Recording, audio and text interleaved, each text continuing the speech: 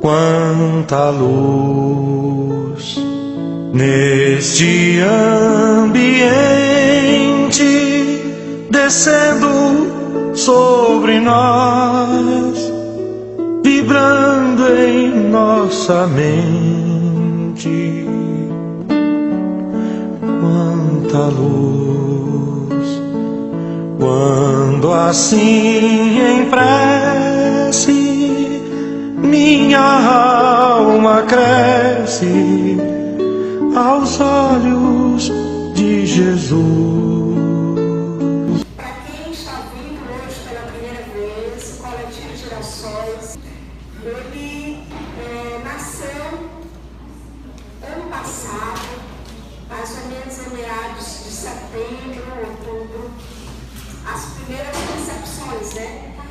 E ele nasceu de uma profunda inquietação nossa, diante de um cenário que a gente estava vivendo. Ele era um cenário de natureza política, um cenário, de fato, isso era no auge das eleições. E quando a gente começou a conversar entre amigos, né, o Fabrício, daqui a pouco vocês vão conhecer, em conversa, pelos Fabrício, a gente precisa fazer um fórum social. Então, antes que o coletivo nascesse, nasceu a ideia desse fórum, né, que nós pudéssemos, de algum modo, convergir questões, discussões que estavam, digamos assim, aterradas, né, estavam escamoteadas dentro dos estudos espíritas. E aí, desse modo, logo depois nasce o coletivo, daqui a pouco a gente vai falar nele. Então sejam todos bem-vindas, bem-vindos. Esse lugar a gente já agradece, né? Está nos acolhendo, o pessoal que favoreceu aqui, a Casa Eugénia Alencar, conseguiu a nossa estadia aqui, então nós agradecemos muito e agradecemos principalmente a participação de todos. Então, para iniciar, eu gostaria de chamar o grupo de música do Francisco de Assis, que é um grupo lindo, para apresentar a nossa abertura.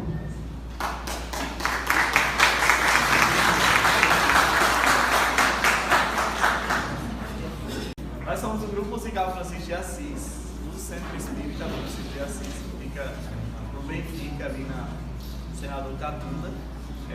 E é um prazer, né, estar fazendo parte desse primeiro fórum aqui do Coletivo Girassóis. Bom, e a primeira música que a gente vai fazer é A Paz, uma música que ela foi gravada pelo grupo Roupa Nova.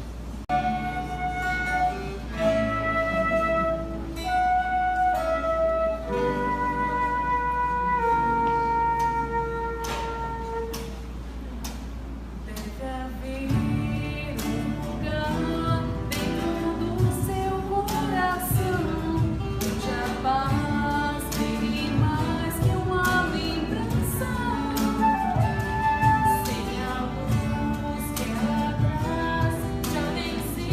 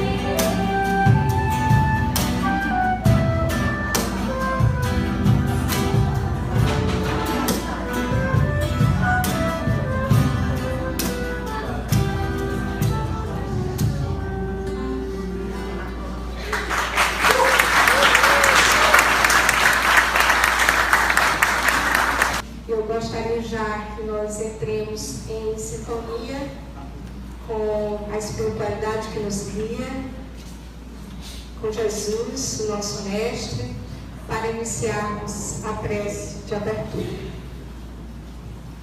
Então, gente, bom dia a todas e todos aqui presentes. Vamos serenizar agora um pouco os nossos pensamentos, né? Acalmar, entrar em sintonia com aquela música que tocou há pouco tempo, que a gente possa fazer ressoar o Evangelho do Mestre Jesus nesse nosso encontro, levando em consideração a máxima do amor, da paz, da harmonia, da indulgência, e que nós possamos ter nesse encontro, durante o dia de hoje, clareza e discernimento, para poder construir juntos, inventar uma vida pautada nesses elementos do Evangelho. Agradecendo a espiritualidade superior que permitiu esse encontro entre nós, encarnados e desencarnados que aqui se encontram, para que a gente possa se fortalecer na nossa caminhada cotidiana. Fica conosco o Mestre Jesus, espiritualidade amiga superior, hoje, agora e sempre, que assim seja. Então, sejam bem-vindos todos na nossa proposta, inclusive, de tornar o nosso fórum mais inclusivo, né? E mais participativo.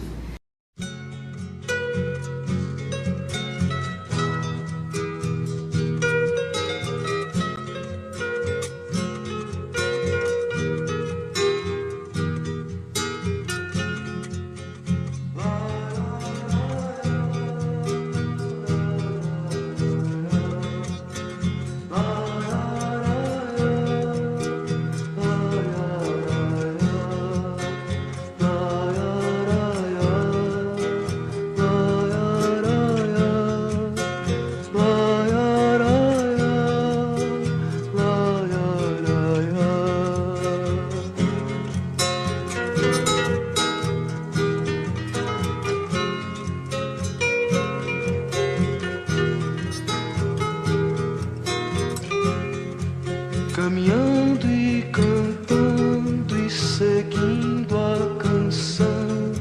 Somos todos iguais, braços dados ou não, nas escolas, nas ruas, campos, construções, caminhando e cantando e seguindo a canção. Vem, vamos embora, que esperar não é saber. Quem sabe faz a hora, não espera acontecer. Vem, vamos embora, que esperar não é saber. Quem sabe faz a hora, não espera acontecer.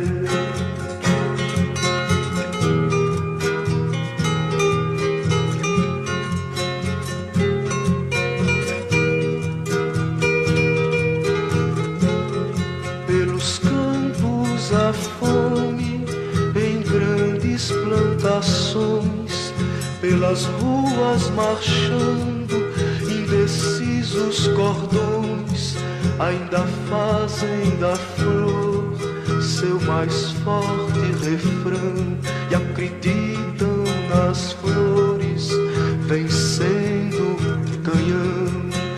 Vem, vamos embora, que esperar não é saber. Quem sabe faz a hora, não espera acontecer. Vem, vamos embora, que esperar não é saber. Quem sabe faz a hora, não espera acontecer.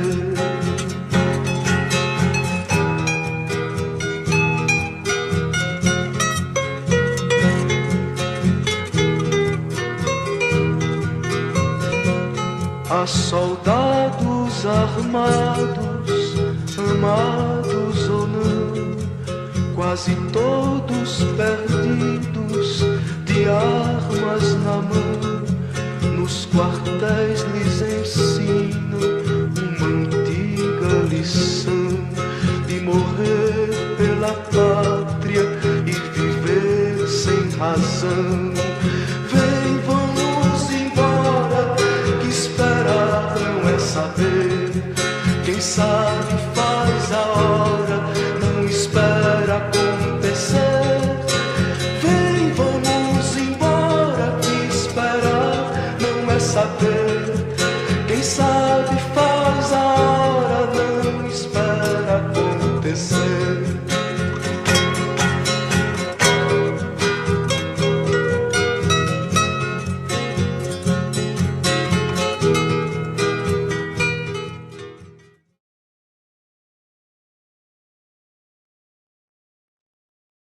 Que eu quero bem muito, muito grande. A Ângela Linhares, que é uma pessoa muito, digamos, conhecida, né, no movimento espírita e também no meio acadêmico, e eu queria apresentá-la rapidamente, dizendo que a Ângela, ela participa do Instituto de Arte e Cultura Espírita Solar dos Girassóis, de Educação Espírita Solar dos Girassóis, é também pesquisadora do Grupo de Pesquisa Educação e Espiritualidade da Universidade Federal do Ceará. O Fabrício, ele é médico, eu perdi aquela sua apresentação, ele é médico e... O Fabrício é esse cara que está no meio das duas professoras e, portanto, é um estudante. Ele é lindo, gente. E ele é especialista em psicanálise, é uma pessoa que vem desenvolvendo muitas reflexões e estudos acerca das questões da inclusão do movimento espírita. É também participante do Centro Espírita Flor do Bem e tem, obviamente, muito para colaborar aqui conosco, e é com ele que nós vamos começar e que eu vou passar a palavra.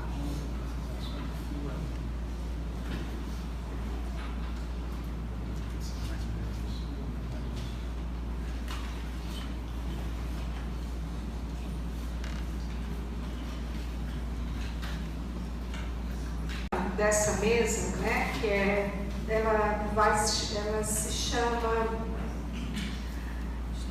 História Social do Espiritismo. Ela tem uma intenção de a gente tentar fazer um resgate da importância espírita dentro das questões sociais e como as questões sociais podem estar representadas ou podem estar pautadas dentro do espiritismo. Há uma questão que muito nos instigou e ainda nos instiga, o fato de que há uma proposta que não é social, que é apenas individual, que é apenas o espírito enquanto indivíduo e não social. Então, nosso objetivo é tentar compreender a perspectiva social no espiritismo. Em que medida ele vem pode colaborar com as questões sociais e como as questões sociais estão inseridas no movimento espírita.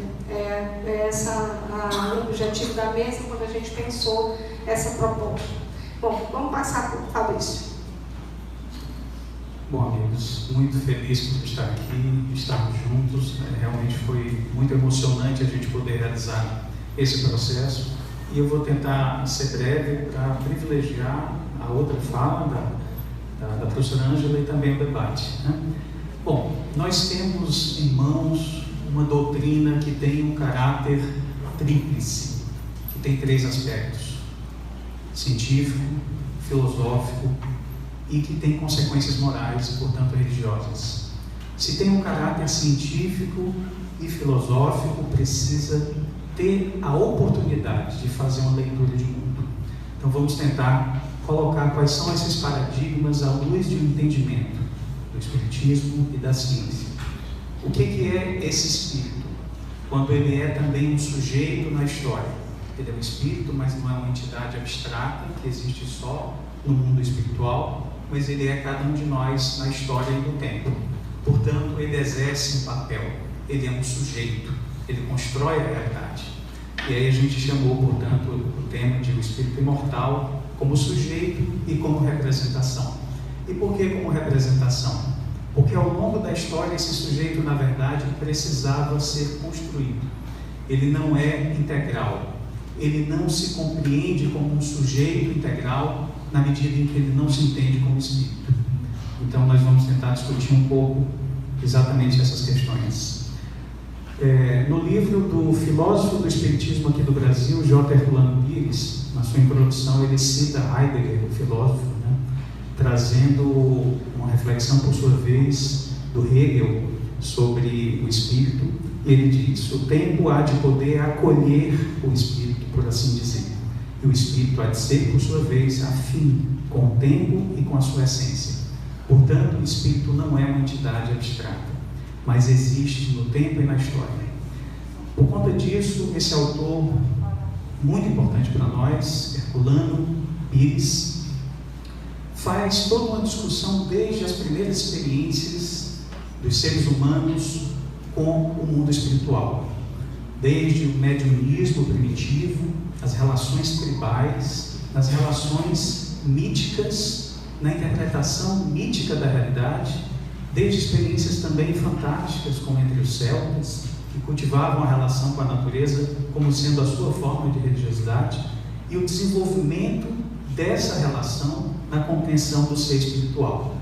Então, ele traz a ideia, os conceitos de imanência e de transcendência, ou seja, são conceitos que a gente precisa conversar com muita tranquilidade, mas precisamos ser convidados a aceitar o convite de refletir. Nós somos imanência porque o espírito exercita as suas potencialidades enquanto alma, quando está encarnado. Ele é imanente à nossa história, à matéria, às relações sociais, aos conflitos, às lutas, às necessidades fisiológicas. Então ele tem uma imanência, mas ele tem também uma transcendência. O grau de desenvolvimento da nossa compreensão enquanto seres que transcendem, ou seja, que suplantam, que superam, que são mais do que a matéria, é essencial para a nossa compreensão do papel nosso na realidade.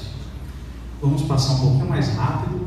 Ele traz uma reflexão importante em relação a esse desenvolvimento da compreensão do ser espiritual. Ele nos lembra do horizonte profético, que já é uma etapa subsequente em relação à compreensão mítica, porque no horizonte profético inicia-se a compreensão inspirada da realidade espiritual. Então, o ser profético, portanto, de algum modo, ele é iluminado por uma percepção que está para além da matéria, ele é iluminado, ele é inspirado, ele é intuído e consegue, portanto, dimensionar um pouco desse mundo espiritual. E isso nos trouxe a possibilidade de raciocinar sobre esse ser. Então, algo da compreensão do ser espiritual como um ser concreto começa a fazer seus primeiros ensaios, ainda bem rudimentares, não é? Em épocas mais modernas, nós trazemos, portanto, as contribuições do iluminismo, né, do processo de filosofia sobre a realidade, a razão positiva, a experimentação, que depois vai dar a oportunidade do surgimento, crescimento e desenvolvimento da ciência mais plenamente na modernidade, quando nós temos a expansão ultramarina do comércio, a mundialização do comércio ultramarino, a exploração, portanto, de outros povos, através de um domínio econômico, material, através do domínio do trabalho, e aí nós vamos ter uma série de desdobramentos na modernidade que geram a sociedade que nós vivemos. Vamos tentar compreender um pouquinho disso. Jesus nos fala quando dialoga com a mulher samaritana, em que ela o indaga: qual é a religião correta? E ele diz que Deus não está aqui, nem ali, mas em toda parte. Devemos adorá-lo em espírito e em verdade. Quantos de nós somos verdadeiramente espiritualizados? Nós, espíritas, somos mais espíritas ou mais materialistas?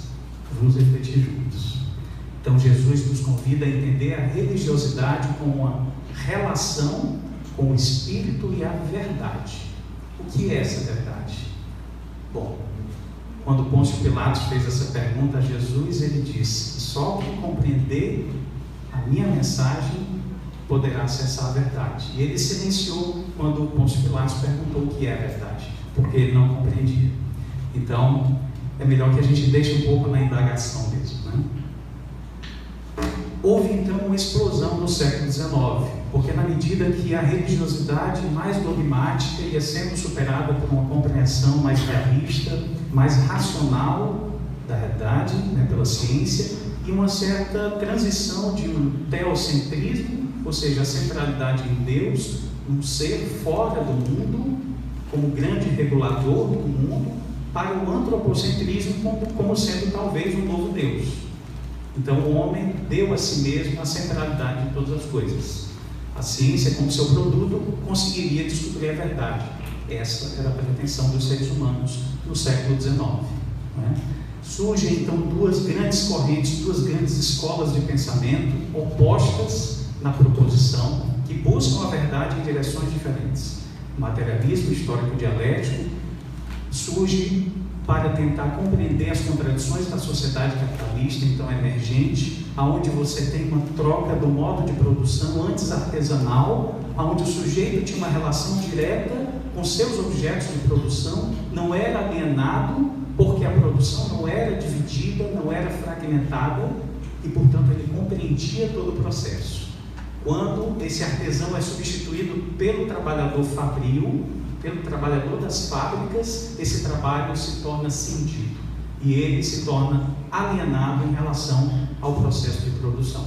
O capitalismo, portanto, produz seres que se alienam do seu processo produtivo.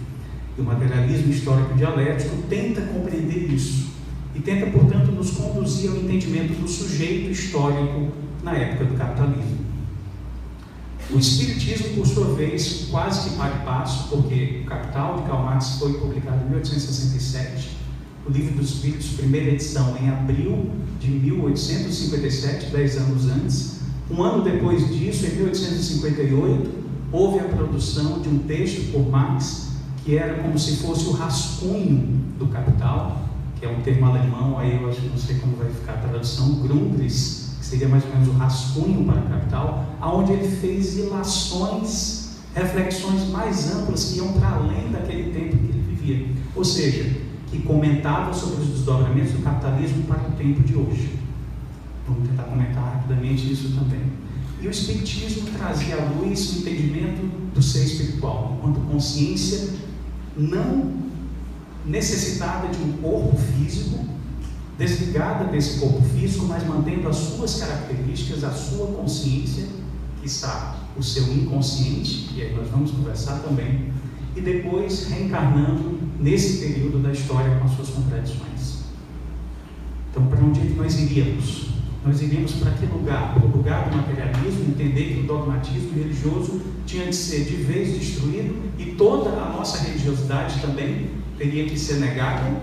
Ou nós poderíamos compreender a realidade de um modo mais racional, acessá-la e compreendermos que somos seres históricos, embora sejamos espíritos? Então, os desafios estavam postos, paradigmas na mesa, e esses ainda estão hoje em dia.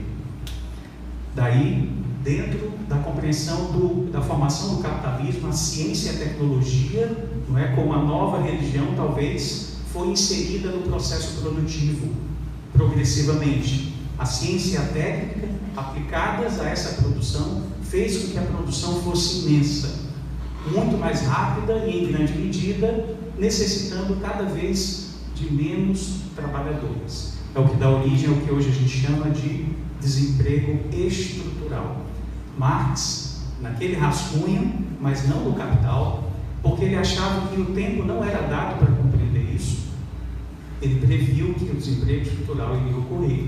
E hoje, pela terceira revolução tecnológica, nós vemos que a robótica, a microeletrônica inserem-se no processo produtivo de um tal modo que o trabalhador, a fonte do capital, através do trabalho, começa a ser dispensado. A grande contradição do capitalismo, portanto, é como se ele estivesse destruindo a galinha dos ovos de ouro. Como isso se dá? Qual a repercussão disso na vida? Porque Marx diz, o trabalhador é fundamental, ele não é o proprietário dos meios de produção, existe o proprietário dos meios de produção, porém, o trabalhador é fundamental porque tem uma propriedade, a sua força de trabalho. O trabalho, portanto, era essencial nesse processo. E o que vai acontecer se esse trabalho passa a ser menos importante? Qual a repercussão no mundo que se sociabiliza através do trabalho e da produção do capital? Então, Marx falou que havia o chamado exército industrial de reserva. Ou seja, há uma grande quantidade de pessoas, uma miríade de trabalhadores que potencialmente poderiam ser inseridos no processo de produção, mas que podem ficar desempregados, porque para o sistema não importa se eles vão passar fome, se eles vão ter acesso à saúde e à educação. Classes sociais, lembra, professor, e continentes inteiros, porque o capitalismo foi mundializado. Ele foi mundializado. O processo de produção de mercadorias alcançou todos os rincões que podemos imaginar. E aí a mercadoria, o objeto, passa a ser o centro da nossa forma de sociabilidade. Um objeto que tem, por um lado, um valor de uso, ele é útil, um microfone é útil para que a gente amplie a voz, por exemplo. Ele tem um valor de utilidade, um valor de uso, mas ele também tem um valor de troca, porque ele é uma mercadoria. Essa mercadoria tem um duplo caráter. Através desse seu valor de troca, porque existe uma equivalência de dinheiro a esse objeto, ela se torna, talvez, fonte de uma grande fetichização. Eu estou dificultando a vida da minha amiga, mas é uma espécie de feitiço que ela exerce sobre nós. Máscara, né? Uma máscara, uma fantasia, um feitiço, né? Porque, disse Marx, assim como nós temos, na verdade, a criação de objetos para os sujeitos, ou seja, as nossas necessidades materiais, no capitalismo não importa muito isso. Importa que nós temos sujeitos para os objetos. Se você não tem uma necessidade, é criado um objeto que mostra para você que você necessita dele. Esse aqui é o mecanismo meio que fantasmagórico do mundo dos produtores de mercadorias. Então, a mercadoria é generalizada como núcleo elementar da sociabilização no capitalismo. Meu tempo corre, então vamos aqui. A nossa relação, portanto, envolve uma subjetividade ou objetividade. Na medida em que as coisas são o núcleo central da organização social, as pessoas são menos importantes. a nossa subjetividade, o nosso sujeito, nosso ser espiritual, sujeito na história, está ficando cada vez mais distante. Nossa compreensão dele agora é como um sujeito fragmentado, coisificado, e aí Marx usou um termo que vem de res, que significa coisa, ele usou a expressão reificado. Nossas relações são fetichizadas e reificadas. Nós somos coisas, mais do que sujeitos. Essa é a nossa relação entre subjetividade e objetividade. Com o avanço dessa reflexão, já nos idos aí da década de 60, um movimento que era chamado movimento dos situacionistas entendeu que esse processo estava eliminando o trabalho, no processo de produção fabril. E aí ele fala, olha, a gente não precisa mais apenas de coisas materiais. Nós podemos vender uma mercadoria ilusão, que é o espetáculo, é a sociedade do espetáculo. A vida, propriamente dita, não precisa existir, você pode substituí-la. Há uma substituição do vivido pelo representado. E isso é tão desejável ou mais desejável do que viver. O sujeito está cada vez mais distante, cada vez mais desintegrado. Só para ler esse pequeno trecho, e eu vou ter que seguir um pouco mais rápido, ele diz, no livro A Sociedade do Espetáculo, toda a vida das sociedades nas quais reinam as modernas condições de produção se apresenta como uma imensa acumulação de espetáculos. Marx dizia no Capital, se apresenta como uma enorme acumulação de mercadorias. Guy Debord atualiza, substituindo a expressão mercadoria por espetáculo, sendo o espetáculo também uma forma mercadoria, a forma espetáculo da mercadoria, como nós temos a forma dinheiro da mercadoria. Então o espetáculo é o máximo do feitiço da mercadoria, é o máximo da nossa coisificação, porque agora a nossa consciência também não é mais nossa. O mundo do espetáculo a substitui. Nossa capacidade crítica, nossa subjetividade está aos pedaços. E nós, na sociedade moderna, somos frutos disso. Eu vou dar uma puladinha para a gente chegar a um pequeno desfecho para ver o paradigma espírita no meio disso tudo. Quem fez conosco ou faz conosco um estudo chamado Trilhando com Kardec está enjoado de me ver repetir isso aqui. Mas numa comunicação de Kardec com o espírito, ele pergunta: aonde tu estás? Por que Kardec fazia isso? E às vezes o espírito dizia: eu estou perto da médium, eu estou aqui, eu estou ali. Como a gente responde quando alguém pergunta onde você está, respondendo que você está num lugar físico. Mas esse espírito que tinha sido decapitado, tinha sido um criminoso, vivenciando a sua culpa, no seu psiquismo espiritual, respondeu: estou na minha dor. E eu achei extraordinária essa expressão. Estou na minha dor? Como é que a gente está num lugar emocional? Porque é assim a vivência do espírito. E o nosso psiquismo acompanha essa vivência também na vida encarnada. Se manifestam aí as várias alterações psíquicas e emocionais na vida social do sujeito. As ideações suicidas, os transtornos bipolares. Meu amigo Fred, com todo respeito aqui, mas passou a autorização de falar um pouco disso, de sua contribuição sobre isso também, que é psiquiatra. Então todos esses transtornos estão à tona nesse mundo onde a melancolia, onde a esquizofrenia está dominando. Mas nós temos um planejamento reencarnatório, nós temos uma vivência de culpa, de dor, mas também planejamos um processo de reparo através da reencarnação. Temos essa oportunidade porque eis aí a misericórdia divina. Fim. Para o fim é o último slide, então eu não vou poder realmente comentar isso, digamos assim, é um núcleo muito importante que eu considero, que é para a gente entender também o ser psíquico, não é? No seu inconsciente, né? Porque nós somos consciência, mas nós somos inconsciente também, e esse inconsciente nos determina grandemente. Havia um entendimento de Freud de que nós vivenciamos 3 grandes feridas narcísicas. Feridas narcísicas, o mito de Narciso, que era o mito de que ele é o maior, o mais belo, e aí ele se afoga nas águas olhando para o seu reflexo, né? E o ser humano sofreu feridas narcísicas, porque primeiro a Terra deixou de ser o centro do universo. Essa é uma primeira grande ferida narcísica. Nós não somos as coisas mais importantes do universo inteiro, não é? Mas aí Freud trouxe também a concepção de que nem sequer a nossa consciência é de fato o mais importante, porque o nosso inconsciente aparece na nossa vida muito mais do que nós queremos ou pensamos que ele aparece, não é? Então o inconsciente vem e apenas para realmente desfechar, não vai dar para a gente discutir isso, tem uma certa complexidade talvez nos grupos, mas existe hoje uma grande pulsão de morte que vem do nosso inconsciente, uma vivência melancólica. Nós, por exemplo, que temos afinidade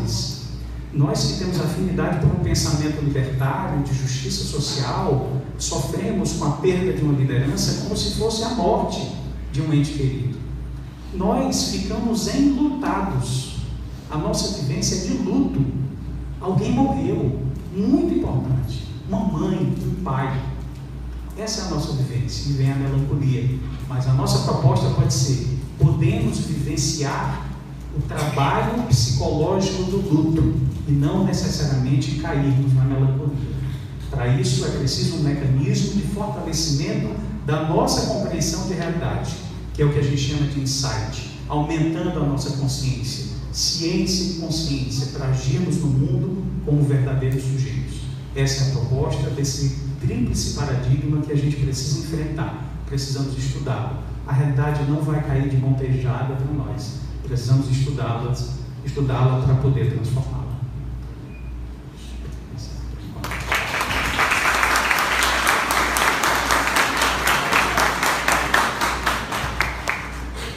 Gente, eu acho que essa ditadura do tempo é uma coisa terrível, né?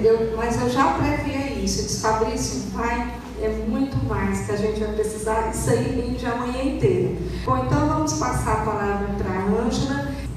Bom dia. Bom dia.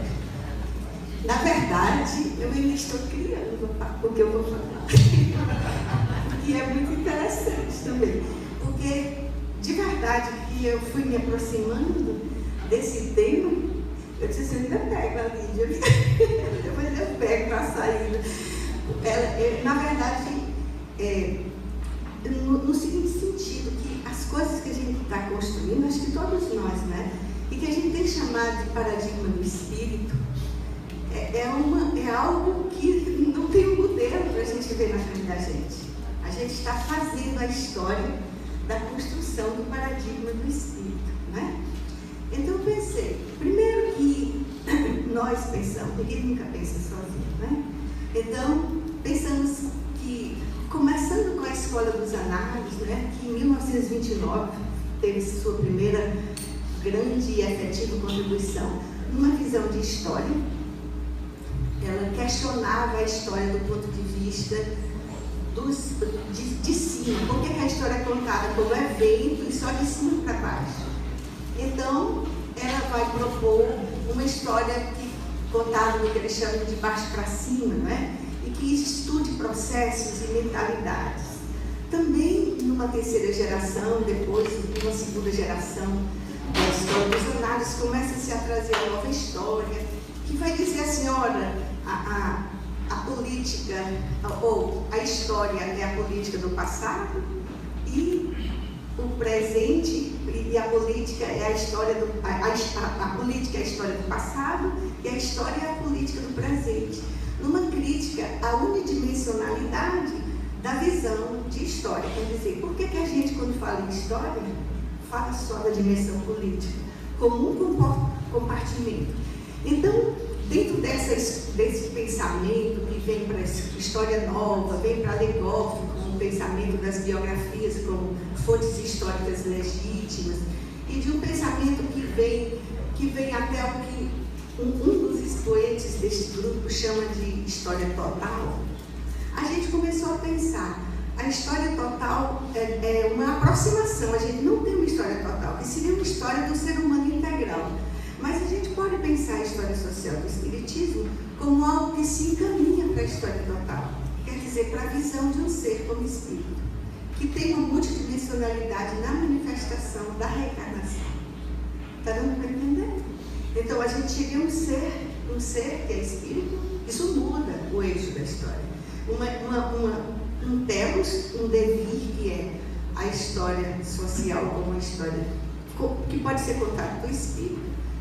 E também vamos tocar só um pouquinho naquilo que Herculano Pires também propõe como a mediunidade, como algo que é um contínuo e presente em toda a história das religiões. Ela move a história das religiões. Então, eu queria mostrar para os Souza, vamos aí. Eu vou trazer, então, o Parnaso de Além Túmulo para mostrar como no Parnaso de Além Túmulo, que Chico Xavier psicografou com 22 anos, foi publicado em 1932, os grandes poetas, mais de 50, vão escrever, vão falar de lá do plano espiritual sobre a história social que eles viveram. Então, eles se situam individualmente e coletivamente, que também é uma proposta importante. Reconhecer não só a história do ponto de vista de baixo, sem excluir que há os expoentes que falam, como, por exemplo, a biografia de Francisco de Assis, do Legófilo, de São Luís, né? E as biografias, como sendo também uma produção importante, legítima, fonte, inclusive, histórica, e vamos trazer a história com mais dimensões. A história vai ser contada com todas as ciências, ou as histórias que a gente está fazendo agora no paradigma do espírito, a gente pode pensar com todas as ciências dialogando. Mas pensar, a gente trouxe o Parnaso do Além Túmulo para mencionar como esses espíritos do lado de lá, no plano espiritual, viram sua vida, o tensionamento que fazem entre o que foi vivido e o que eles estão sentindo hoje do lado de lá. Alguns não têm uma noção muito mais intensa de arrependimento, de transformações de si mesmo. Outros já se colocam questionadores da história do seu tempo, ou da intervenção que fizeram e da própria situação deles no mundo espiritual. Como vou mencionar, porque é um trabalho extenso, de muitas poesias, eu escolhi a primeira do Cruz e Souza, porque mostra esse ponto de vista. Para a gente, às vezes a gente tem a impressão que o pensamento espírita é um pensamento, como é que a gente diz? Um pensamento muito reacionário, ou muito deslocado da história. E a gente não vê isso no Parnaso. Eu não sei quem é que queria, como a gente viu hoje no manifesto, a gente sabe, né? Bom, então vamos partir para o Cruz e Souza. Olha, que ele chama de heróis, pode passar aí, subir, porque eu grifei. Ele chama de heróis os seres que passam pelas fomes, pelas dores, os grandes desgraçados, os miseráveis de Victor Hugo, né? Os humanos farrapos dos vencidos. Então, ele vai chamar os heróis da história, esses que ficaram excluídos, os desgraçados, os farrapos, dos que chamam vencidos, que Humberto de Campos, no Boa Nova, vai dizer que foram aqueles que ficaram caídos, né? Ensopando o chão dos vencedores com seu sangue. São eles que fazem a história. O que Olga Benário também disse, né? Ângelo Prestes, né? Na coluna Prestes, ela vai dizer isso, né? Ele diz, mas eu estou te emparedando, o pessoal vai te pegar, vai te matar. E ela disse assim, mas a história sempre foi contada, a história foi movida pelos que foram vencidos.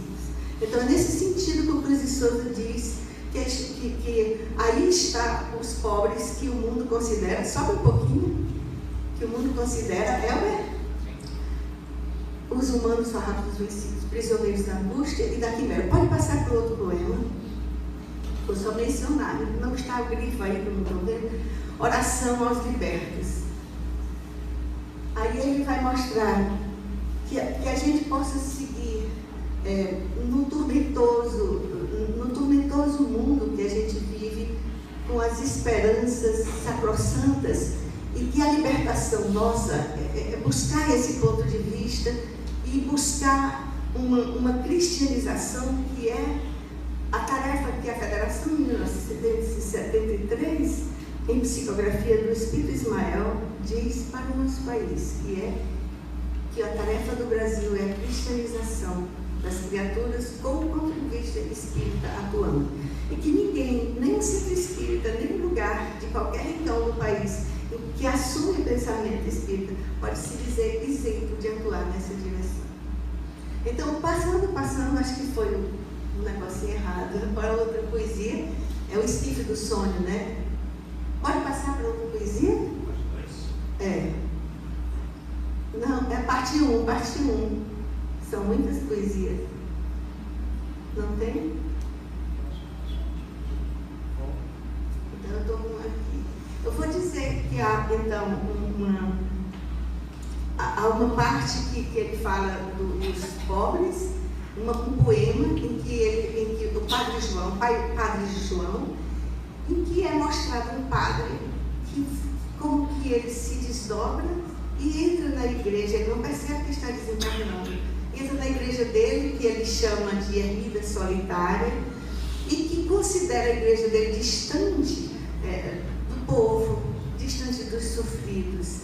Aí ele começa a pensar, eu fiquei do lado errado da história, eu fiquei de um lugar isolado.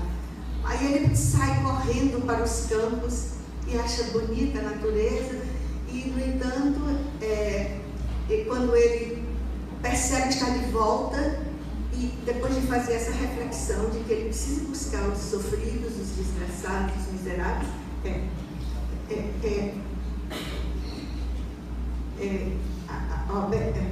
muito difícil, são muitas, eu vou pedir já uma. Pode tirar. Não, né? Eu vou falar mesmo, é pouco tempo. Então, eu queria mostrar aí como nessa parte, nesse poema, ele faz uma crítica à igreja, mas a gente não tem interesse assim, de mostrar a igreja. A igreja entra aí como uma representação, como disse o Fabrício, uma representação de um período de reflexão sobre religiosidade e espiritualidade que foi superado pelos espíritos lá de lá, né?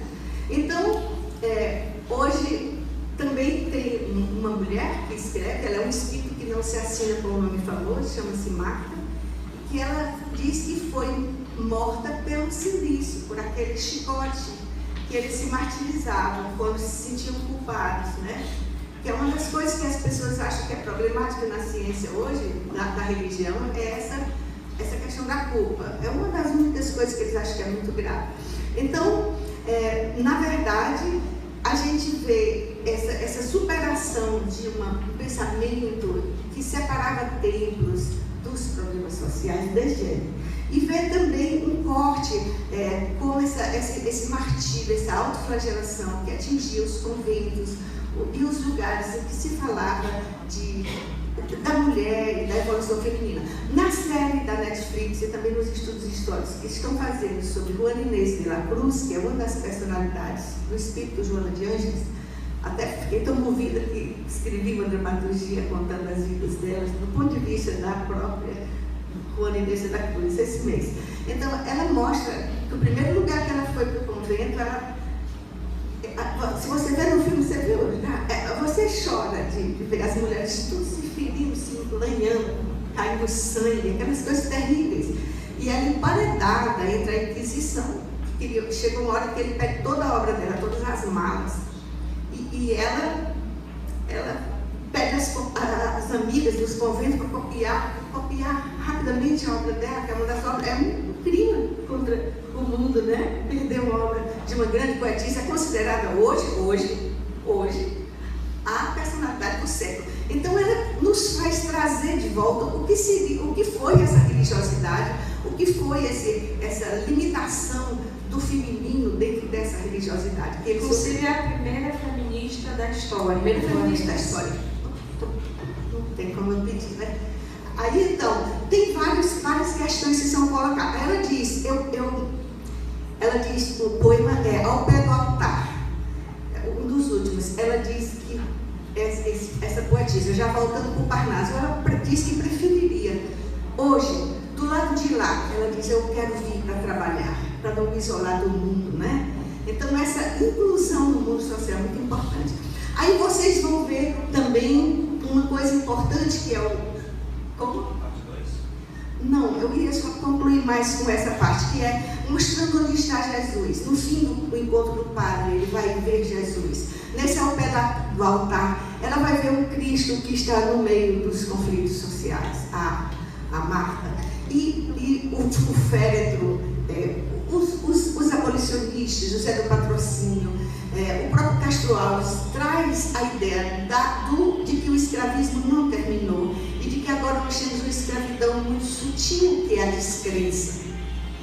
E que essa desesperança é uma escravidão muito grave.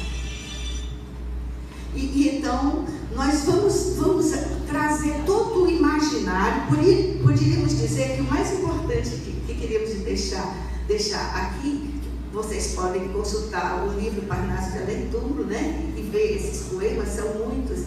eu fiz toda uma decupagem dessas partes. O que seria mais importante seria que a gente está propondo, por exemplo, é uma proposição de hoje, pensar na direção de uma história total, que inclui o sujeito como um espírito multidimensional e que fala do lado de lá, tensionando a história que ele viveu, em que ele interferiu com a forma dele ver hoje. O Juvenal Galego cearense é engraçadíssimo, você bota aí, a gente ri. Tem coisas gozadas, que ele tem saudade do Ceará, das velhas, da jangada, mas quando ele se lembra que ele foi da ralé, da pobreza, ele diz, a saudade é grande, mas nem tanto. Aí, não sei o que é grande, mas nem tanto, nem tanto, nem tanto. Ele vai querer ter saudade quando ele se lembra das contradições muito fortes que ele viveu. E um grande, aí é mais difícil de discutir em 1 minuto, né? Um grande documento sobre o que é a dor. O que é a dor, a imperfeição humana, como trazendo a dor. Né? E isso no nível pessoal e social, porque uma das coisas que é importante nessa proposta é a história ser mais total, ela trazer um ser humano que é espírito e é multidimensional, ela juntar mais de uma ciência, ela junta várias ciências, né, todas cooperando com uma visão mais integral, vamos dizer, mais inteiriça do humano. E eu trouxe um artista bem rapidamente para mostrar que não é espírita e que tentou isso que o Fabrício disse, que a arte se aproximasse da existência, ou seja, que essa representação que está esfacelada se juntasse com a existência. Antes de vermos a Lígia Clark, que é uma pessoa praticamente que se imolou na sua própria loucura ou sofrimento psíquico, me dá isso água. Aqui. A gente vai ver, antes de ver a Lígia Clark, a gente poderia dizer que a arte, como representação desse hiato, que ela vai explicitar bem, da representação desse ato que se cria entre a representação e a existência, que o Fabrício disse que fica cindido, não é? É como se a gente não se autorizasse a pensar por nossas próprias experiências. Tem até um artista que vai trabalhar com pré-escola, meus exemplos são muito simples, às vezes eu venho para o cotidiano mesmo da vida, que é outra visão também de uma história que está intervindo no mundo, que a gente deve pensá-la, essa história na direção da história total, que pode ajudar a compor o paradigma do espírito. A criança, a professora de arte levou o dia todinho a criança para ver os coelhinhos e tudo, para poder pintar os coelhinhos, trouxe assim para um lugar lindo, como aqui a casa José de Alencar. Aí quando a criança chegou na escola, desenhou o coelhinho do supermercado, do biscoitinho.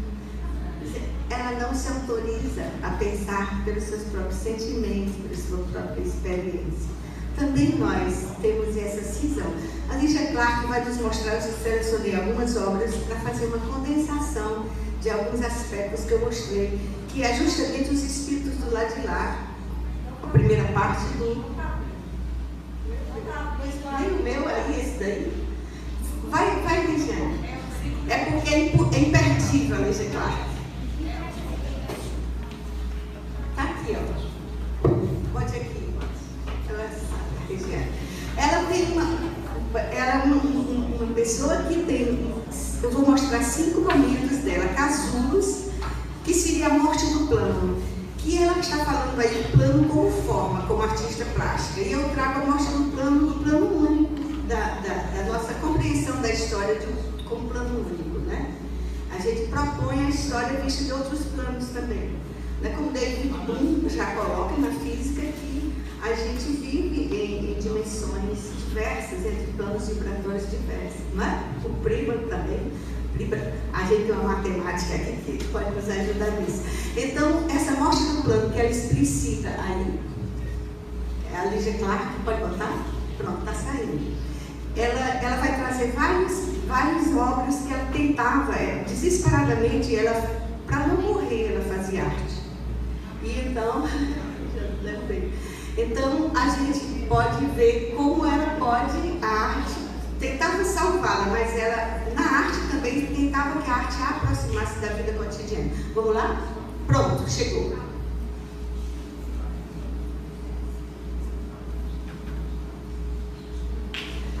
outro que é dentro e fora, porque ela começa a dizer que o eu é ilusório, que é essa discussão que o Dr. Fabrício vai fazer, e que mostra que, às vezes, quando a gente diz, quando Kardec pergunta onde está escrita a lei de Deus, e que os Espíritos dizem na consciência, a Joana de Anjos diz uma coisa importante, que essa consciência é uma consciência, às vezes, periférica, uma consciência muito ligada ao mundo do ego. A consciência no céu, na sua inteireza, mas na sua profundidade, ela precisa do movimento do ser para alcançá-la. Senão ele fica banhado pela lógica da mercadoria e pelos interesses, que vão conspurcar um pouco a sua possibilidade de singularizar-se no mundo. Vamos ver a Lígia Clara? Também não cai? Meu Deus! Eu nunca fiz uma palestra com esse negócio, porque eu não acredito nisso. Né? Eu não acredito que dê certo comigo. Não consigo. Não dá certo. Nunca fiz a primeira vez que não consigo. Tá vendo? Ele fez bem direitinho, explicou, saiu na sequência, a minha não sai. Não vai para um canto, não vai. Eu trouxe 3. Tá vendo? Vamos, dá para sair? Pronto, tá aí a Lígia.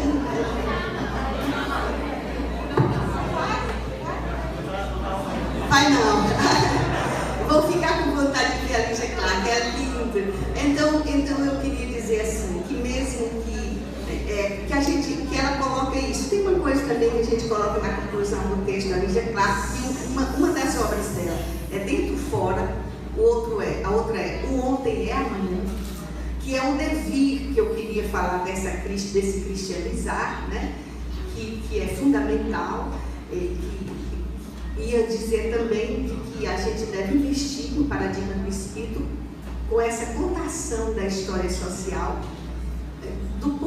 mostrando o ponto de vista espiritual, não só material, mas dialogando com ele e fazendo as ciências todas dialogarem.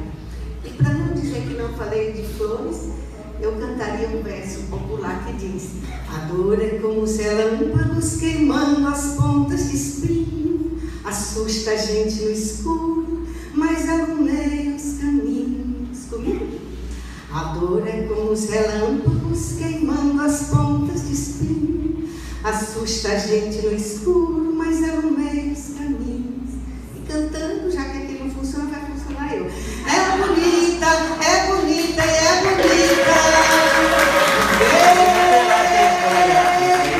E não terá vergonha de ser feliz. Cantar, a beleza de ser o eterno aprendiz. E a vida de um dia ser bem melhor será. Mas isso não impede que eu repita. É bonita e é bonita.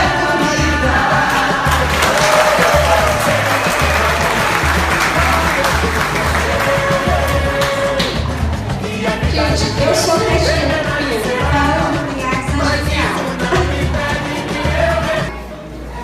na nossa convivência lá no Solar dos Girassóis, essa reinvenção do cotidiano e como o Espiritismo aparece de forma intensa e social, numa perspectiva de encontro com o outro e com a realidade. Então, essa mesa que foi mostrada aqui pelo Fabrício e pela Ângela, nessas duas perspectivas, quer dizer, um espiritismo que quando o paradigma do espírito, o espírito está na história, né? A sua dor é uma dor concreta, né? Ela está na história, isso aparece em várias obras, né? E o Fabrício, né, que nos mostra toda essa dimensão histórica do espírito e do ser, né, do ser espiritual em todos os tempos. A gente abre agora para as intervenções, que podem ser perguntas, que podem ser interlocuções, né? Nós temos um tempo pequeno.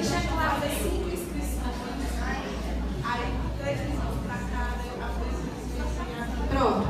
Então a gente tem espaço para 5 intervenções com 3 minutos para cá. Está aberto aí. Alexandre.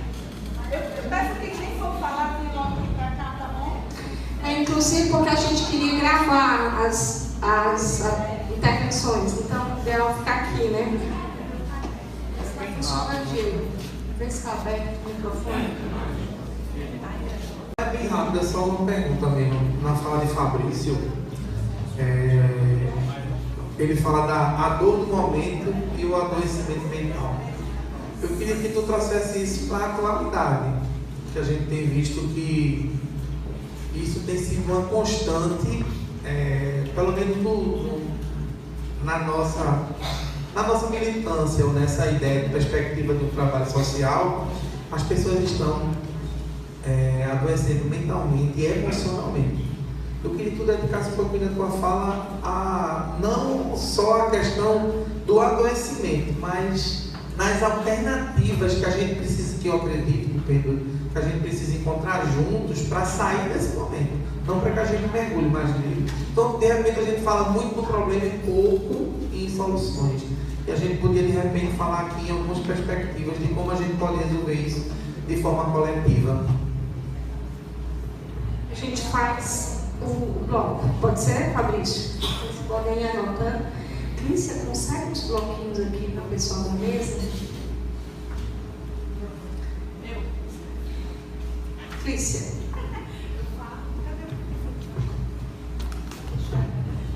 Bom dia. Eu quero, na verdade, fazer um comentário, né, e pedir para que vocês tentem provocar a mesa, na verdade. A gente vem aprendendo a ter certeza de uma imortalidade, ter certeza de reencarnações. E a gente, com a doutrina espírita, passa a olhar de uma maneira muito mais atenta ao mundo do espírito. Não só do ponto de vista do desencarnado, mas também de nós encarnados, né? Nós almas. E às vezes esse olhar se afasta muito do cotidiano miúdo das nossas vidas. E olhar a realidade, encarar a realidade que há em nós e que há às nossas voltas, às vezes é muito difícil. Será por isso que estamos adoecendo? Será que é por isso que muitas vezes nós espíritas fechamos os olhos, se segurando na ideia de que a mudança íntima que eu fizer para mim já vai ser o suficiente? Em que momento nós espíritas vamos começar a pensar também coletivamente, entendendo que a mão é dupla. Ora eu melhoro e melhoro o meio, ora o meio melhora e eu melhoro.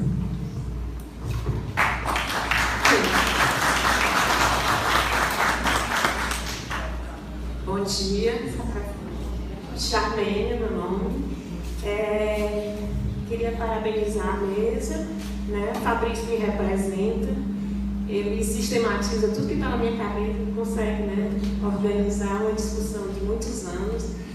Eu queria fazer uma provocação na mesa, né? Eu acho que nós espíritas falamos muito de caridade, né? Um discurso muito forte. E eu não entendo, né, nessa atual conjuntura, o que é caridade mais, né? Caridade é lutar por justiça social, caridade é eu manter a sociedade do jeito que está para eu orgulhosamente doar algo de mim, né? Eu tenho me feito muito essa discussão, não trazendo para os dias de hoje, mas uma sociedade escravocrata que nós vivíamos há 130 anos atrás. Caridade é eu ser bonzinho com meus escravos? Ou caridade era eu lutar por fim da escravatura?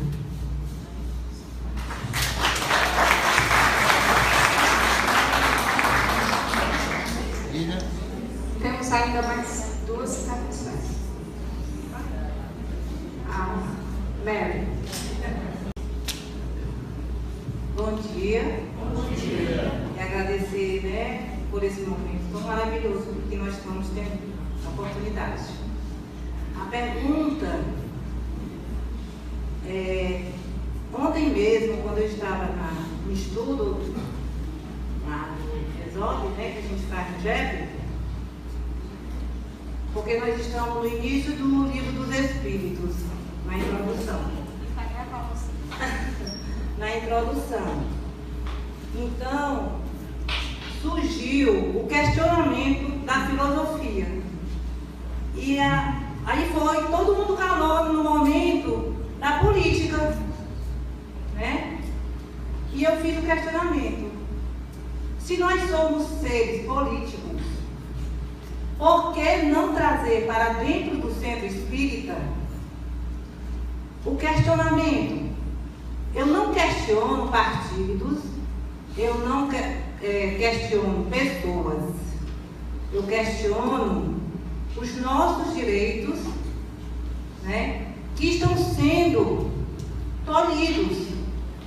Então as pessoas ficam varrendo para debaixo do tapete, com medo de ferir alguém, né? E eu falei para eles, isso aí a gente não pode ter medo de ferir, porque são nossos direitos. Nós temos que trazer para qualquer canto da sociedade esse questionamento, porque a gente fica com medo, dizendo, não pode, podemos sim, tudo pode ser discutido. Nós temos que ter maturidade para discutir, é isso? Então, não tenhamos medo. Não, porque não pode. Pode sim. Por que não pode? Se a doutrina é tripé, né? E aí tem a filosofia, a ciência e a religião. O que faz pensar? Era só isso que eu queria. A quinta intervenção é de um senhor que está aqui, que está de muleta, então devemos. Obrigado, bom dia, meu nome é Helder. Eu queria fazer a seguinte colocação que termina com uma pergunta, é a seguinte: há uma narrativa da biografia, seria uma biografia espiritual de Francisco de Assis. Eu acho que a maioria aqui deve conhecer.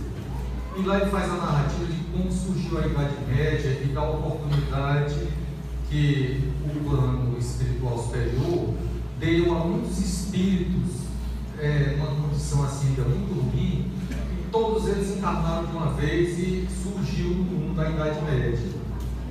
Às vezes eu me questiono se hoje nós não estaríamos vivendo uma situação parecida a nível global, uma quantidade muito grande de espíritos, uma condição ainda muito atrasada, que está gerando toda essa situação. E nós, estou supondo aqui uma condição de pouca modéstia, nos considerando espíritos um pouquinho mais evoluídos do que a média, será que nós não estamos envoltos nessa situação, que seria um planejamento do plano espiritual superior, e nós estamos envoltos nisso, com esse sofrimento muito grande, e isso acaba sendo para a gente uma provação, e por mais esforço que nós façamos, o que é que acontece? A gente não consegue transformar, porque a quantidade de espíritos nessa condição atualmente, tem uma reflexão de vocês sobre essa questão. Obrigado.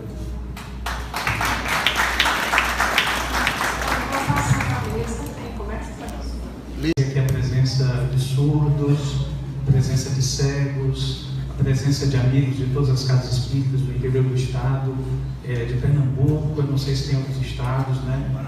O amigo Paraíba, Pernambuco, o amigo Marco Paulo ajudando aqui na filmagem, o Alexandre, né, que se pronunciou agora há pouco, Cosmo, que vem de Paracuru, Rosângela, assistente social, né?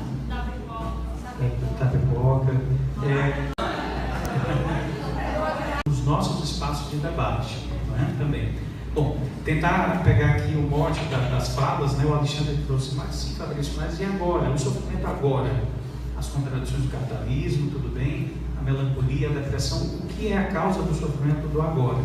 Eu penso que nós estejamos como, juntando aqui as questões, né, que o Helder trouxe, essa nuvem mesmo, de coisas primitivas, de pessoas que estão com a necessidade de passar por provações, mas eu acho que é fundamental, e isso é uma das coisas que a doutrina nos convida a fazer, a reflexão sobre o nosso papel, e nunca enquanto exterioridade, que nós somos vítimas de um processo externo que nos causa sofrimento, mas qual a nossa parcela nesse processo?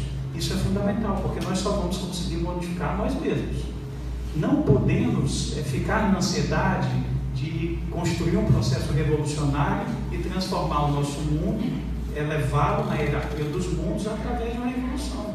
Nós somos espíritas, a nossa concepção é diferente. Eis o desafio desses paradigmas juntos. Acho que não está dado, nós precisamos construir isso.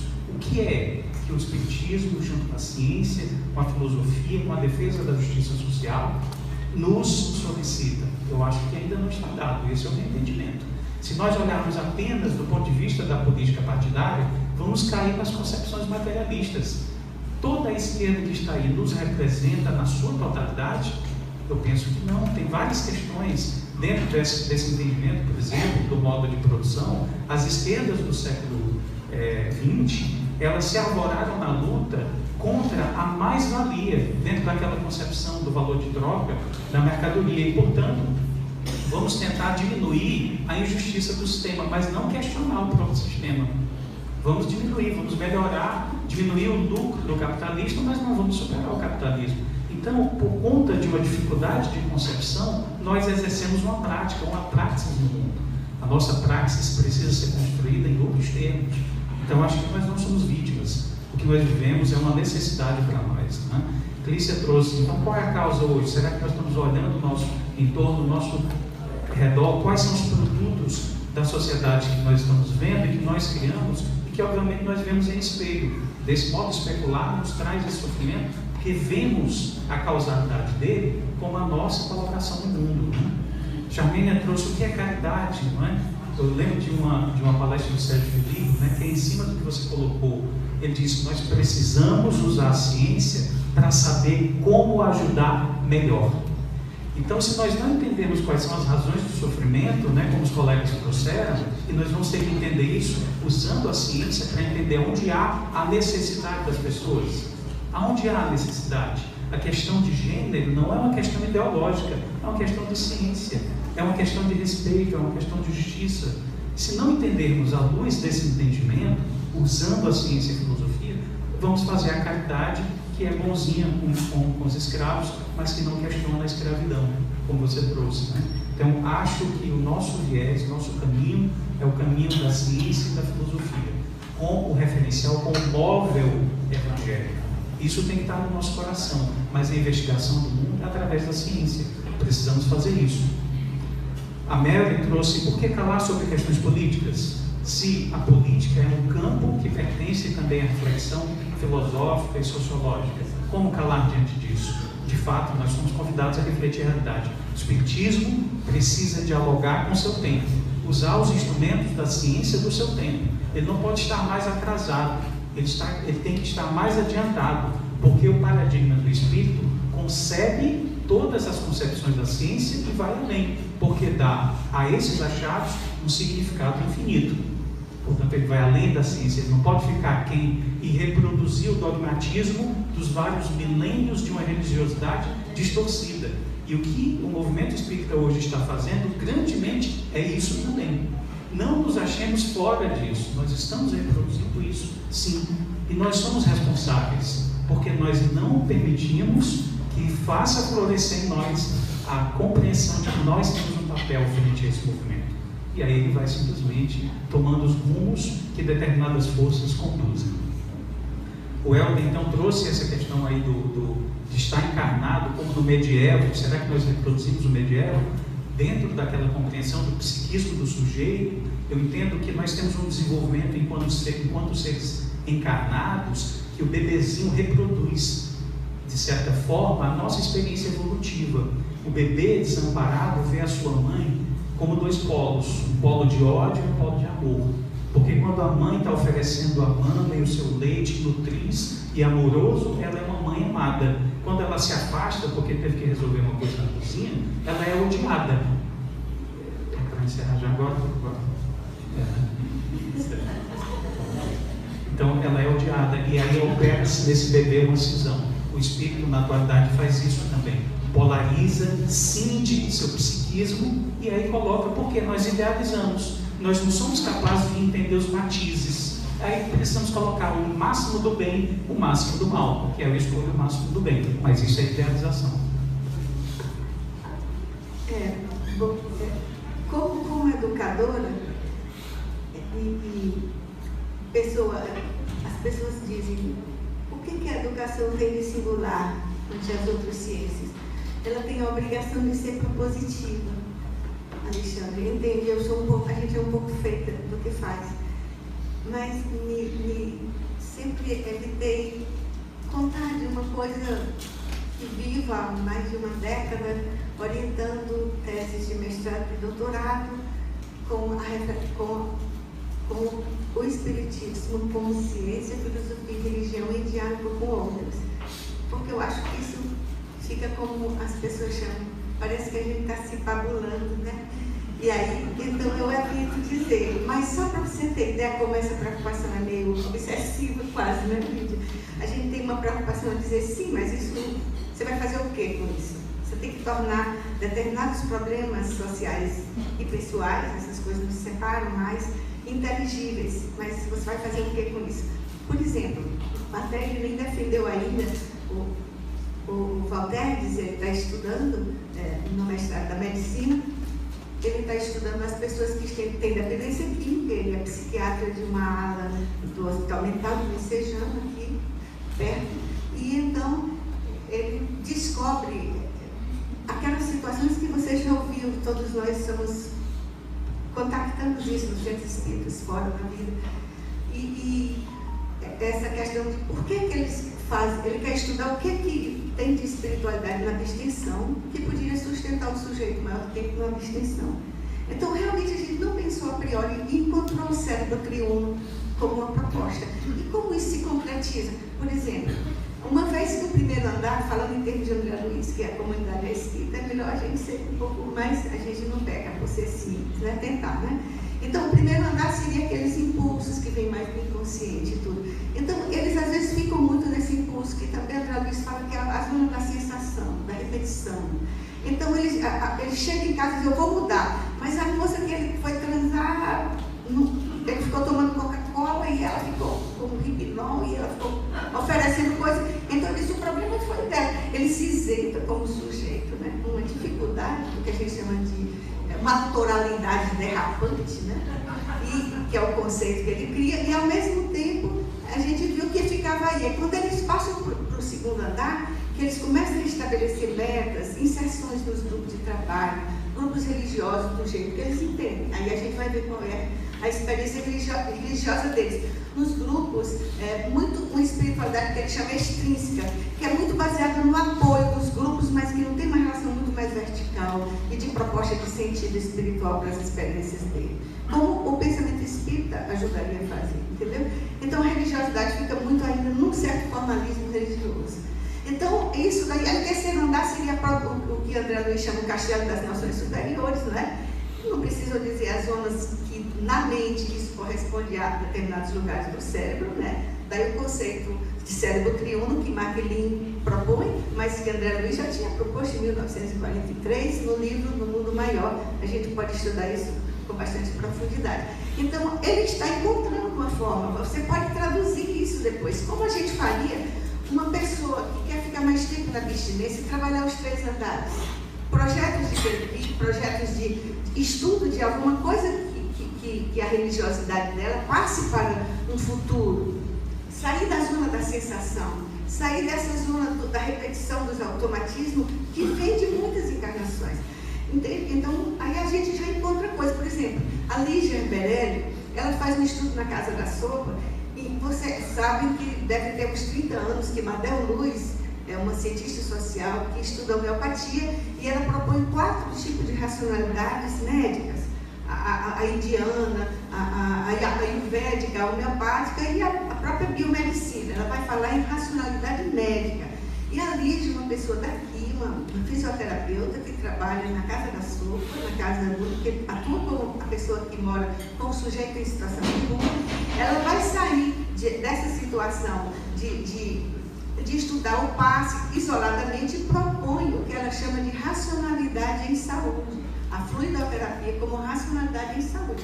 algo que precisa ser colocado no nível que ela já propôs, na dissertação dela, nas práticas complementares integrativas, que obrigatoriamente o SUS precisa trabalhar.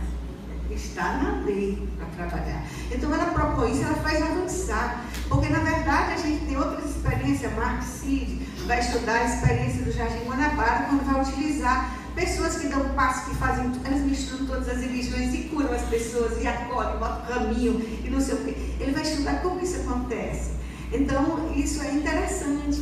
E aí ele entra com algumas propostas bastante concretas, inclusive o diálogo interreligioso, para que essas pessoas não fiquem tão sufocadas na possibilidade de lidar com a experiência mediúnica.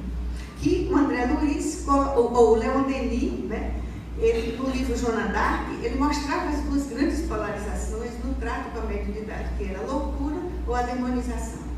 Nós estamos vivendo uma época que está tentando superar a mediunidade como loucura, mas se a gente não tiver cuidado, o pessoal pega a gente para dizer que há uma demonização da mediunidade. Quem trabalha com centro espírita na periferia vive mesmo com um cão de fila no pé, né?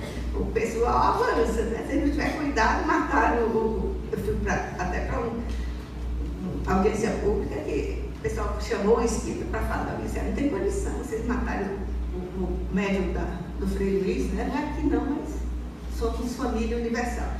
Então, só concluindo, naquela questão, tem várias outras coisas que a gente podia dizer. A do Césio propõe o trabalho voluntário como uma proposta que modifica o sujeito internamente e faz ele fazer uma leitura crítica do que é o trabalho social no capitalismo. Então, ele vai encontrar isso estudando o trabalho voluntário do grupo que sai do GEP e que vai para o Jaguaretama, faz uma outra leitura de Jaguaretama, uma região de assentamento, onde o povo vê os espíritos desenvolvidos como o SUS materno, quando eles estão desesperados.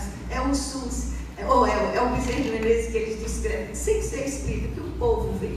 Na experiência dos presídios também, é na cela 90, que não devia existir, mas que é o lugar de isolado, que eles chamam cela do isolado. É ali que eles encontram Deus. Quando a gente foi para Portugal defender essa ideia de que existia Deus, os juristas, as pessoas que lutam pelos direitos humanos, os presos, se surpreendiam. Mas Deus aí, pois é onde as pessoas encontram Deus. Quando tinha um que pegava o dedo e rapava a parede todinha, assim, de enlouquecido pela solidão dos presídios. Em todos esses lugares, a arte, no diálogo ator e personagem espírita, nos grupos que aí foi o Reginaldo, o Josi Sampaio, na periferia, com grupos de jovens que já estavam com a dependência química e que ela fazia um trabalho com a arte a partir disso. Tantos que eu demoraria, eu seria infeliz se eu esquecesse alguém. Mas só para mostrar que há uma preocupação dominante de fazermos uma ciência propositiva e encarnada, como eu digo, comprometida nos quadrinhos da série. Quem está aqui já sabe que uma vez me disse, eu quero fazer uma tese de mestrado ou doutorado em Espiritismo. Eu disse, sim, e o que você vai fazer com isso depois? Essa é a pergunta.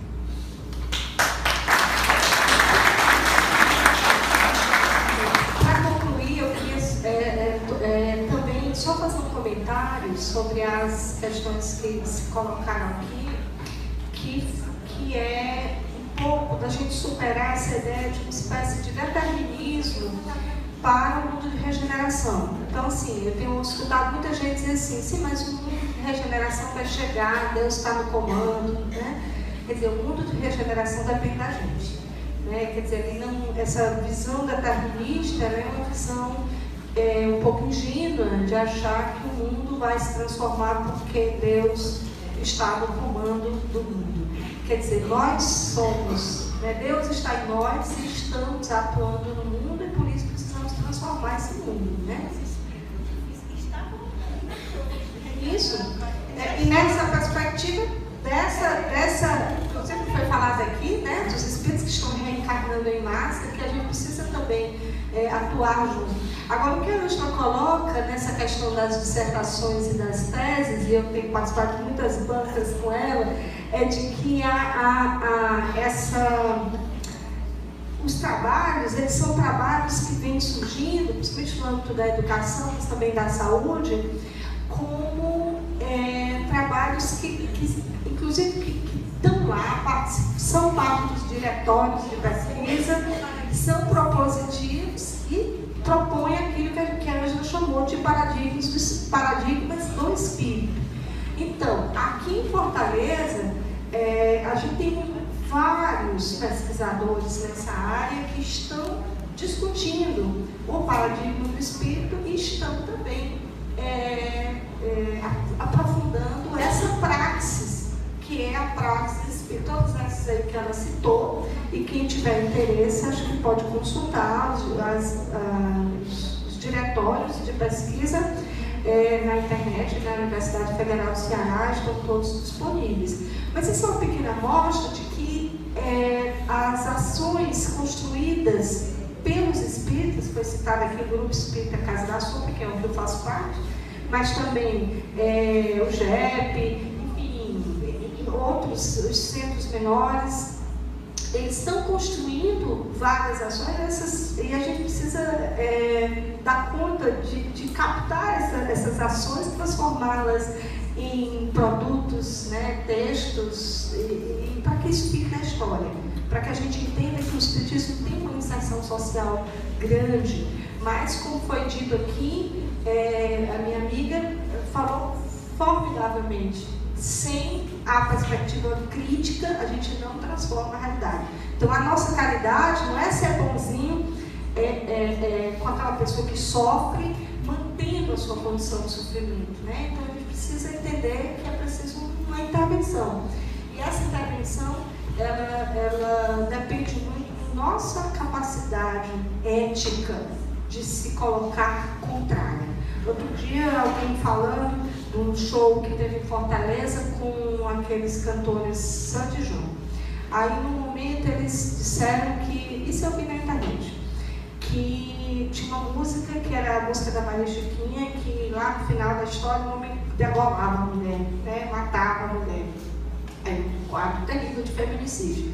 Aí a cantora disse, olha, nós não podemos mais fazer essa leitura. A gente refletiu, isso não é mais bom cantar essa música.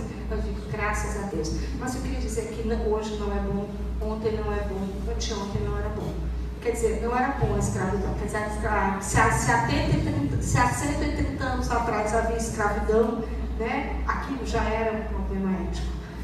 Hoje foi ontem e sempre será. Então, mas que a cada tempo existiam aqueles que se levantaram contra, né, aquele estado de coisa. Então, é nosso papel ético não aceitar esse estado de coisa.